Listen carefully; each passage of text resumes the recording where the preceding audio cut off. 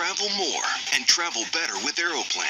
Learn about all the program benefits at aircanada.com/Aeroplan.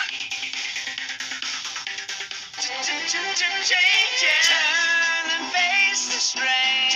Changes. Don't wanna be a richer man. Changes. Turn and face the strain. So many changes at Queen's Park this week. Welcome back to BT. Tam, Devo, Meredith, and Sid here with you. As Tam's been reporting all morning, there's a lot going on right now politically in this province. The news from yesterday, Peel Region will remain Peel Region. The announcement in May from the provincial government that it would dissolve is not happening, based on a report that taxes would go up considerably across the region, up to 37% in Brampton, potentially 256% in Caledon over a 10-year period. So the province says, nope, we're not doing that, and they made the announcement yesterday. Well, Paul Calandra, Minister of Housing, made the announcement yesterday.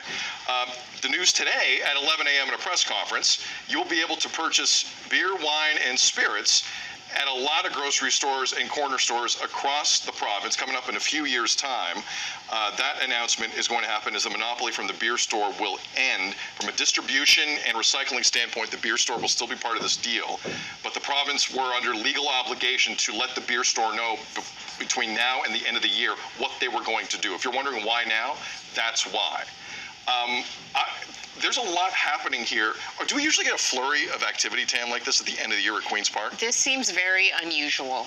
The last 2 weeks, really, at Queen's Park has been very busy. We have Bonnie Crombie coming in as the new Liberal leader, but also just a lot of these changes and announcements that are being made so close to Christmas, not typical. The legislature has risen for the holiday, and we're still getting this flurry of activity. When you start off with Peel Region, it's just another backtrack. And so I think there are a lot of eyes on this government, considering that this is another in a series of backtracks that we have seen when it comes to the green belt. We saw the backtracks begin there. And this goes for when, the Ford government was initially elected in 2018. We've seen a lot of things being reversed. This in particular, though, what was really interesting is they referenced some of the numbers that you talked about, how much it's going to cost taxpayers in Mississauga, in Brampton, and in Caledon, this KPMG report. What is interesting about it, and I mentioned it earlier, is the fact that this report wasn't done before the Act passed. But that's the piece I just do not understand. Right. How you can start to make these plans and really spread a lot of information to people that are very wrapped up in it. I mean, their futures depend on it, and you don't have the facts yet of the cost to the population over a period of time. I just that really doesn't make sense to me, and questions a lot of confidence in the leadership.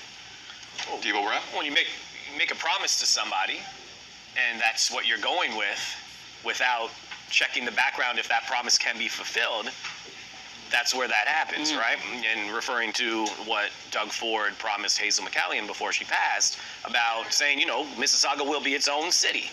And it blows my mind that it's not with a population that big, you know what I mean? That's grouped in with Peel, but I understand it from a tax point. If I live there, promise or not to somebody who is beloved, I want to do what's right for me and my family because the cost of everything is going up. I understand that, and then I should be okay with it if that is going to save me money and everybody else in that community money in the long run. Then yeah, stick with that. But don't worry, Devo, you can buy beer at the corner store. Oh yeah, because that's been an issue.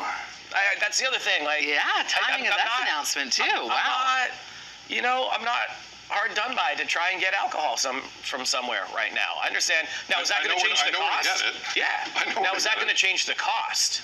That's the thing, because it was all the big, brewers that were with the beer store. So is that going to change our opportunity? There will be a slight extra tax that the government will, to no one's surprise, be able to pull from this. So it's not like they're doing this out of charity of their hearts. Let's Right. be honest here.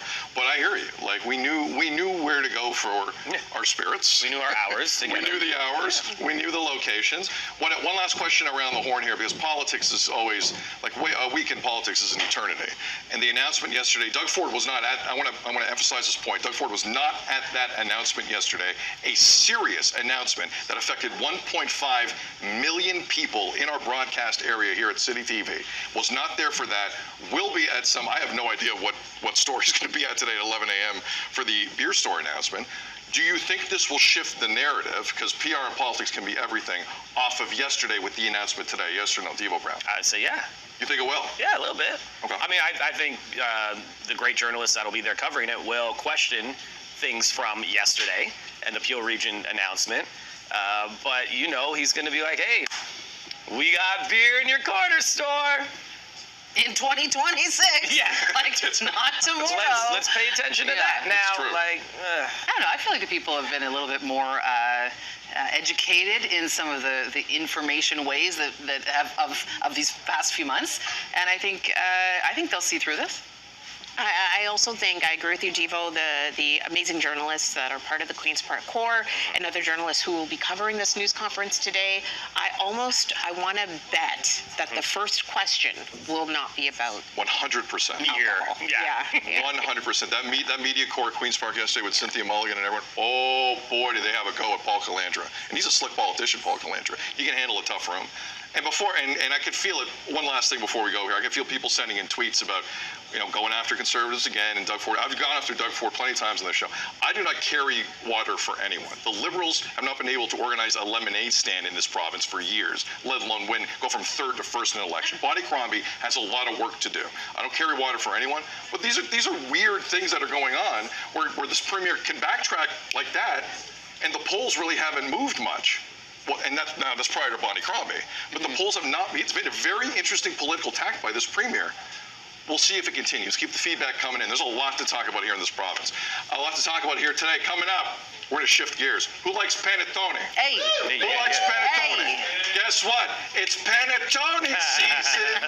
We've got two experts about the panettone here to talk about all things panettone, and then we get to eat a huge panettone.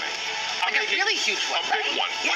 Like a 20-pound 20-pound panettone. I read that panettone. correctly, right? You did. It's 20 pounds. More BT after this.